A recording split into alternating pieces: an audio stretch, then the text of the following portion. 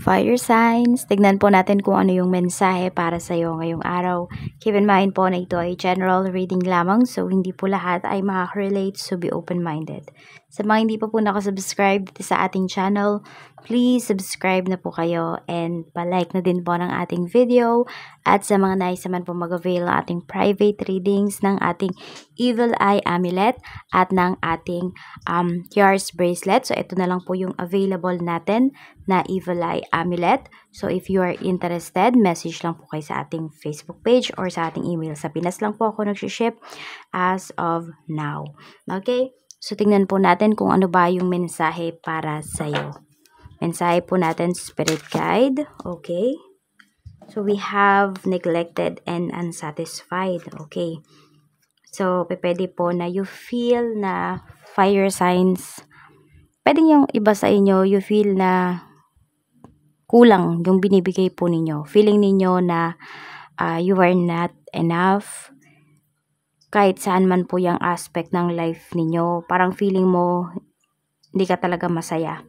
So, pwede po na nasa maling nasa maling circle ka, nasa maling trabaho ka, nasa maling environment yung iba sa inyo. Kaya ito yung nafe-feel po ninyo.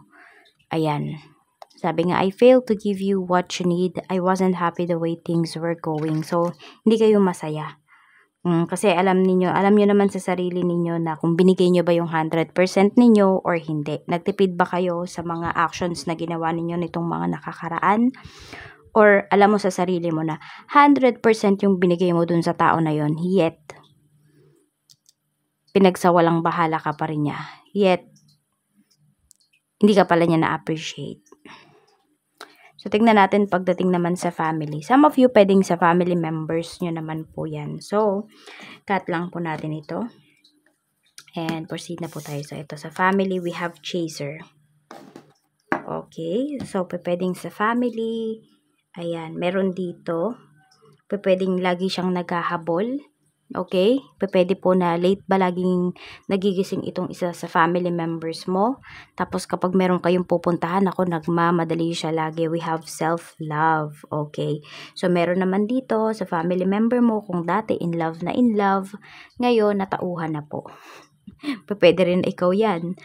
Okay, pwede ikaw din yan. Fire signs, 'di ba? Before, parang habol ka ng habol dun sa isang tao, sa isang opportunity. Pero ngayon, ayan po, mas pinapahalagahan nyo na yung inyong sarili, yung inyong nararamdaman, yung inyong opinion. Tignan naman natin sa mga friends mo, kamusta? Sa mga friends mo naman, we have values. So, nakikita ko dito pagdating sa mga friends mo, if may mabe-benefit sila sa'yo, kakausapin ka nila. Pero kung wala, okay, pinipili din nila yung kinakausap nila. Okay, hindi naman sila plastic. Hindi ko naman nakikita ganun. Ibig kong lang sabihin is pinapahalagahan kasi nila yung oras nila. Fire signs. Kaya yung iba po sa inyo, huwag kayong magtampo kung hindi kagad kayo nare-reply ng mga kaibigan po ninyo. Kasi 'di ba, meron din silang ibang buhay. Hindi naman sa iyo umiikot yung buhay nila. So baka meron diyan, sila yung breadwinner sa family nila. So kailangan talaga nilang kumita. Napakahalaga ng oras nila kasi 'di ba, ang dami na nilang pwedeng kitain, ang dami na nilang magagawa kaysa makipagtsikahan, 'di ba? Tipong ganun po. Ayan, pwedeng meron ka din ditong kaibigan na galante, baka lagi kanyang nililibre, pero meron din ako nakikita dito nililibre ka, fire signs, para para ikaw po ay sumbatan. Okay, we have missed opportunities. Ay, 'di ba 'yun? O, 'di ba? Yung kaibigan mo nga na to, ayaw niya lang talaga na may ma-miss siyang opportunities para kumita. Kaya po, 'yan, wag kang magtampo dito sa friend mo or itong kaibigan mo na to. Isa to sa mga nag-e-encourage sa'yo na mag-sideline ka, maghanap ka ng trabaho. Kasi nakikita ko sa kanya, masipag talaga siya. So, alam mo yung good influence talaga siya sa'yo. Tingnan naman natin pagdating sa love life mo, we have forgiveness. Bakit? We have inseparable. Okay, so pwedeng nangako kasi sa'yo itong person mo na hindi talaga kayo mapaghihiwalay, na lagi siyang nandyan sa tabi mo. Alam mo yun, parang pag kailangan mo siya, nandiyan lang siya. So, pero dumating yung time kasi na pwede nga napabayaan ka, pwedeng you feel na hindi enough yung time na binibigay sa'yo ng person mo. Hindi lang yung time, even efforts. Okay? Kaya po yung iba sa inyo, ayan, pwedeng babawi po siya. Sabi nga dito, our love is always there despite the distance. So, yan, siguro kaya na-feel mo na neglect ka kasi, yun nga, pwedeng dumadalang na yung usapan mo, yung usapan ninyo ng person mo. So, ngayon, babawi po siya. Pwedeng magpapadala yan ng flowers, ng chocolates, or pwede po na these days or this time around is mas magkakaroon siya ng oras sa'yo sa pagre-reply, sa pagsagot sa calls po. We have sabotage pagdating naman sa pera. Ayan. So, diba, unsatisfied ka talaga pagdating sa kaperahan mo. Sabi mo dito, I mess up the good things in my life sometimes. So, pwedeng ito po ay pagdating sa pera. Okay? So, pwedeng natukso ba yung iba sa inyo? Bumili kayo ng kung ano-anong bagay na hindi naman sobrang importante, na kaya nyo namang mabuhay na wala yung bagay na yon, pero ginaw po ninyo yung inyong pera. So, sa ngayon, yung iba po sa inyo, nahihirapan kayo. Hindi kayo masaya sa nangyayari sa kaperahan ninyo. Yes, may pera kayo, pero sabihin natin yung target po ninyo, pwedeng hindi nyo kasi nakukuha.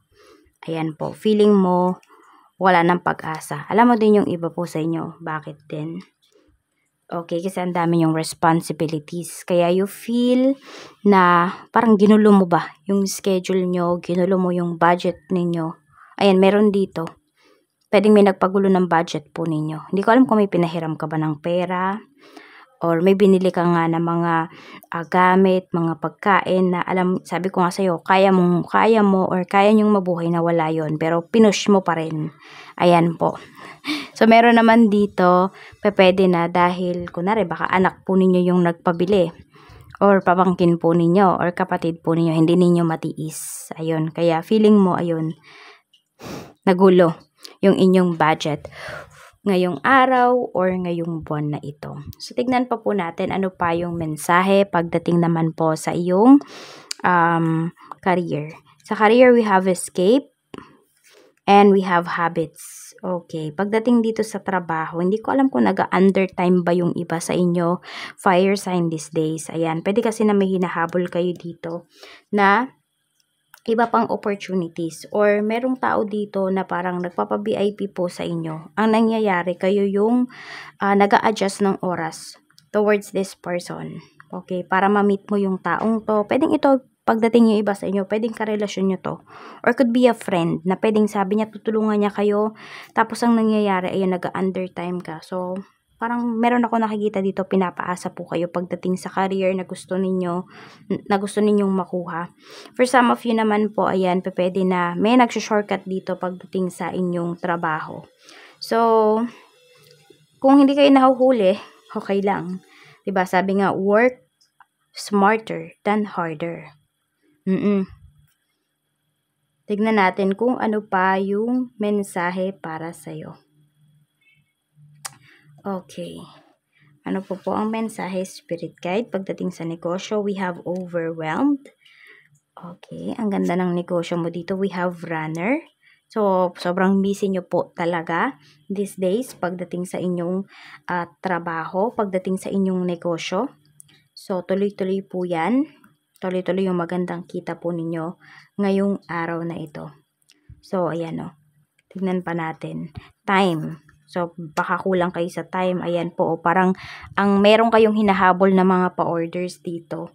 Meron kayong mga hinahabol na oras. Yan po. Medyo overwhelmed. Medyo nai-stress yung iba sa inyo. Though, alam nyo naman na kaya ninyong gawin. Pero, nandun pa rin na yung kinakabahan ba kayo. Nandun pa rin. Pero, meron naman kayong adrenaline rush. Nakikita ko na kayang-kaya nyo naman po itong solusyonan. So, tignan natin ano ba yung advice sa'yo ni Universe. Reminiscing. Okay, I miss our inside joke. So, wag daw kayo masyadong seryoso ngayong araw na ito para magaan din naman yung pasok ng opportunities para sa inyo. Tignan po natin kung ano pa yung mensahe. Mensahe natin, Spirit Guide, we have child. O, tama ito. So, give yourself permission to play. So, same energy lang yung nakita ko dito. Ayan po. So, loosen up a bit. Fire signs, huwag kayong masyadong seryoso. Yan po. Parang give your give yourself some time din naman na makapag-enjoy. Huwag puro problema yung isipin ninyo. So, ito po yung inyong mga lucky numbers. We have number 28, 8, 49. Ano pa po, Spirit Guide? We have 12. Tapos, we have 22. 36. Ayan po yung inyong mga lucky numbers. Maraming salamat po. Mag-iingat po kayo always and more blessings to come. Bye-bye!